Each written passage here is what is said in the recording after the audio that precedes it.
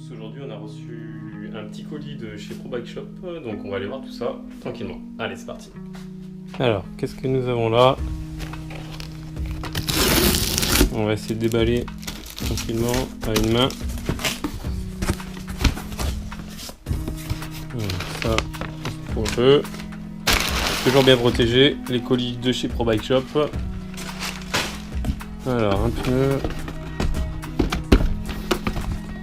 Voilà, donc là c'est du Schwalbe Magic Mary en 2,35 Super Gravity, du très bon pneu.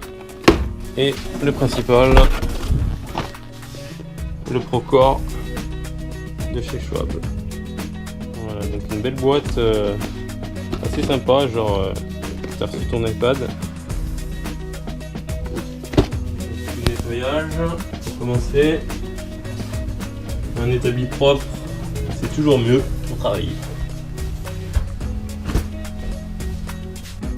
On va commencer par démonter la roue avant. Hop, ça c'est desserré déjà.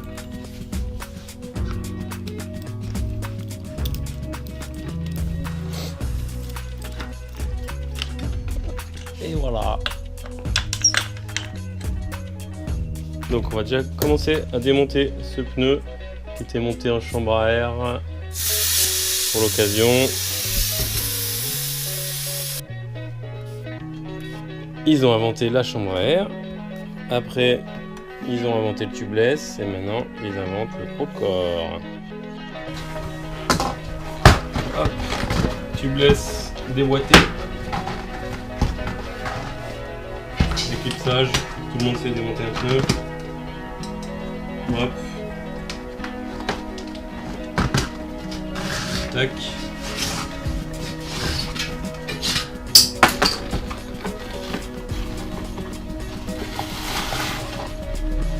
Là on a le tubeless liquide préventif qui avait collé la chambre à air. C'est pour ça que ça colle au pneu. Fini les chambres à air. On jette. Le tube Conti, on jette aussi. On va mettre un petit coup de nettoyage sur la jante.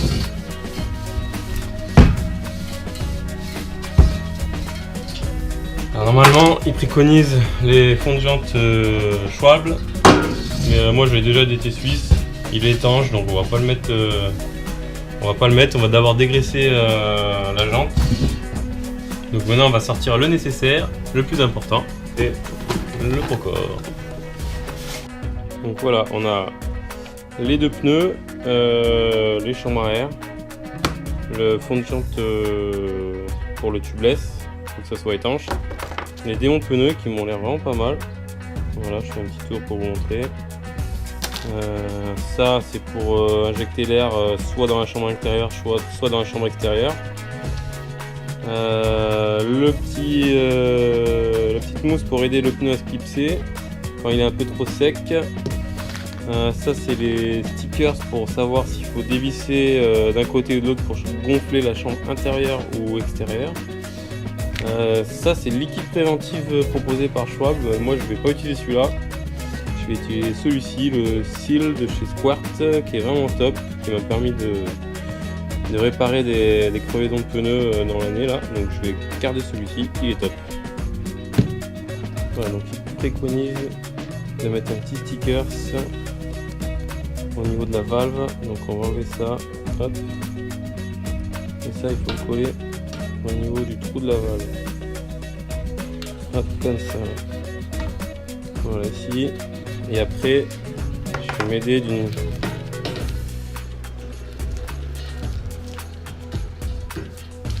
de la valve pour le percer proprement. Donc là, hop, voilà, je perce avec la valve et voilà. Donc ensuite on va prendre le pneu, la chambre, je sais pas comment vous appelez ça, mais hop, au corps, un pot bleu comme on les aime. De toute façon il se verra pas, il sera dans le pneu. Alors il faut mettre ça centré avec au niveau de la valve. Donc on va mettre le petit sticker pour situer la valve. Où est-ce qu'elle est? Elle est là. Donc ce petit sticker là. Voilà, d'accord.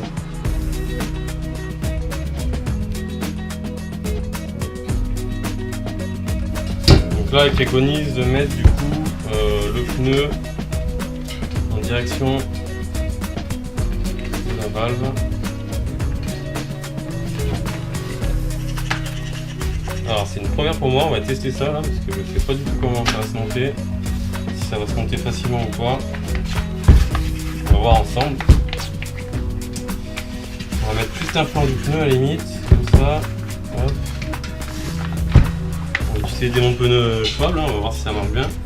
Hop. Hop. Comme d'habitude, j'en perds la moitié. Voilà, donc là j'ai un flanc monté. Donc, il faut positionner ça sur la valve. Donc là, on le met, tac, comme ça, mais on va gonfler un petit peu d'abord.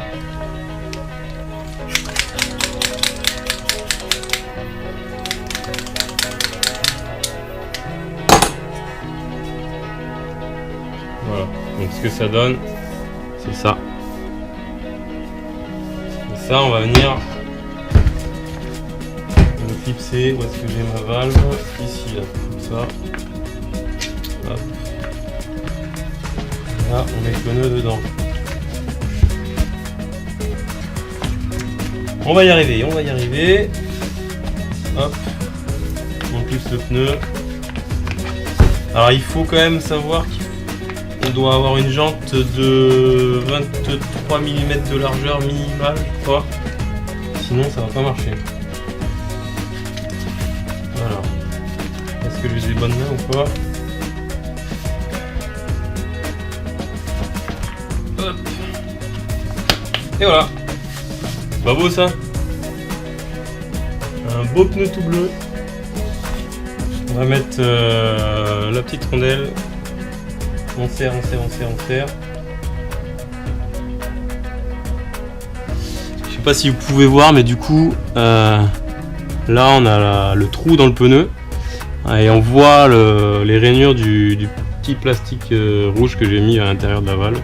C'est ça qui va faire mettre l'air, passer l'air à l'extérieur, selon si je vais dévisser ou pas la valve. Voilà. Donc déjà une première étape de fait, c'est déjà pas mal. Ça m'a pris 10 minutes. Et encore, c'est parce que c'était la première fois. Donc je pense qu'une fois qu'on connaît, ça va aller beaucoup plus vite. Maintenant qu'on a monté le pneu bleu, on va monter les pneus classiques. Donc là, j'ai mon pneu.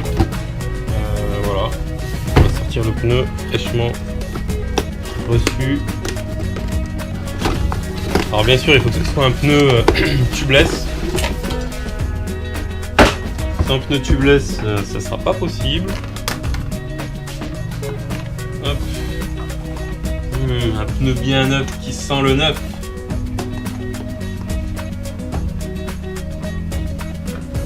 Allez, viens ici mon petit.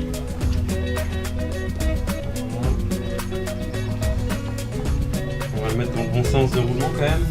Sens de rotation, sens de rotation. Tac. Alors, on va mettre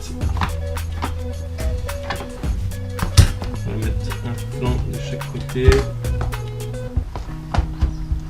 J'ai quand même des clients qui m'ont déjà amené une roue avec un pneu dans un pneu, qui est normalement pas faisable. Là, je vais le faire, mais c'est conçu pour. Si j'y arrive. Alors je vais essayer d'utiliser les petits pneus là, les petits démonts de pneus. Vous voyez. Hop. On va fixer ça pour que les pneus ils tiennent tout seuls. Hop. Top. J'aime pas trop utiliser les démonts de pneus, mais là c'est un peu chaud ça. Hop, on a presque monté un flanc. Oh, mais c'est méga tendu.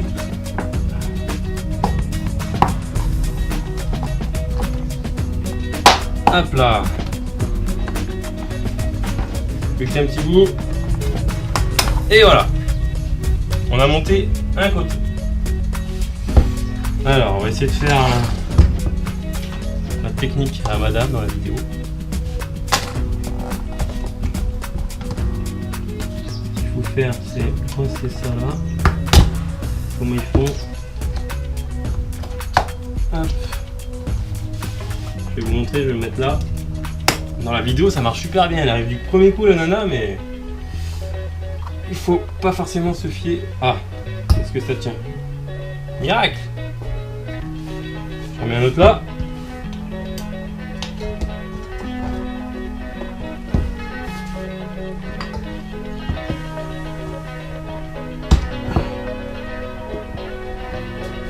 Je sens que ça va me sauter à la gueule.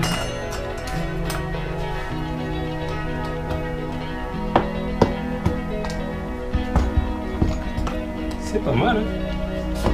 Ça tient tout seul.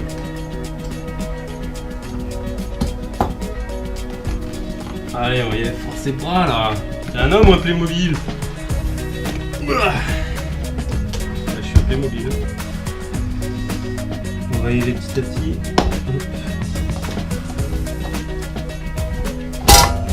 Hop. Bon, on va mettre du liquide préventif. Stop every air like. Je sais pas ce que ça veut dire, mais ça stoppe tout.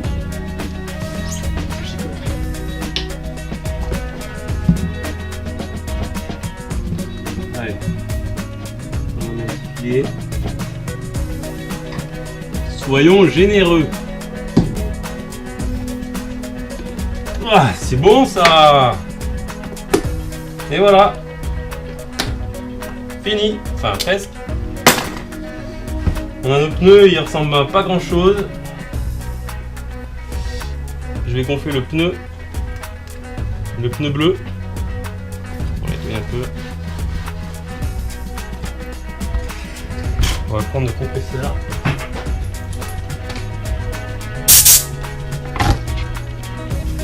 Donc là, si j'ai vissé, a priori, c'est le pneu bleu que je vais gonfler. Il faut gonfler environ entre 4 et 6 barres. Je vais commencer par 4 barres.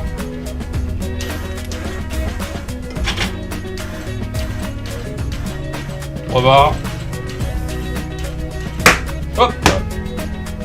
Alors forcément ça pousse le pneu vers l'extérieur. 4 barres. Alors maintenant ce que je vais faire, si j'ai bien compris, donc là je desserre la valve. Normalement ça devrait gonfler le pneu extérieur, la chambre extérieure. Donc le pneu. Le vrai pneu. Il préconise de gonfler la chambre extérieure, donc le pneu classique.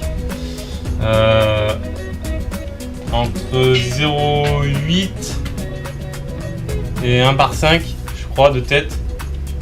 C'est-à-dire qu'avec ça, on a du grip de malade, sans crever. Alors, allez, feu.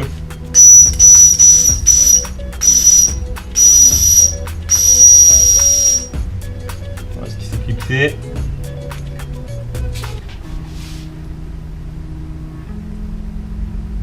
Ça m'a l'air correct. Et là, je suis à 1 bar.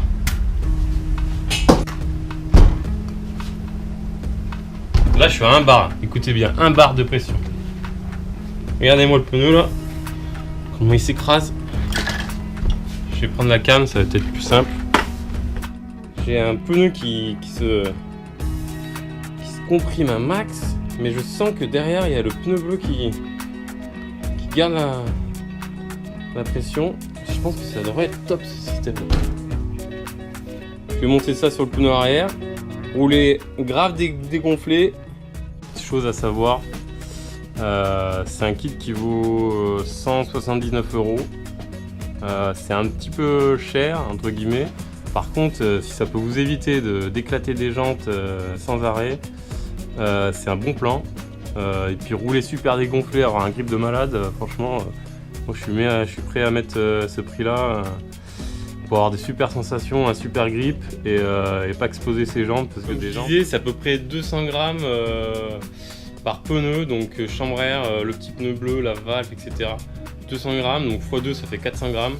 400 grammes en plus sur un DH, on s'en fout un peu, je dirais. Une utilisation XC cross-country, je pense pas que ça vaille le coup. Enduro par contre, enduro un peu engagé, descente, tout ça, je pense que c'est le top. Moi 400 grammes, je m'en fous un peu du moment que j'ai un pneu qui a un putain de grip et qui m'éclate pas les jantes. Franchement les 400 grammes je les oublie vite. Après on verra sur le terrain ce que ça donne. Si c'est concluant, franchement je vous le dirai, on fera une petite vidéo pour ça. Voilà, donc je vous invite à rester connecté sur ma page YouTube, petit like sur la vidéo si ça vous plaît et si vous voulez en voir plus. Et voilà, à bientôt, au revoir.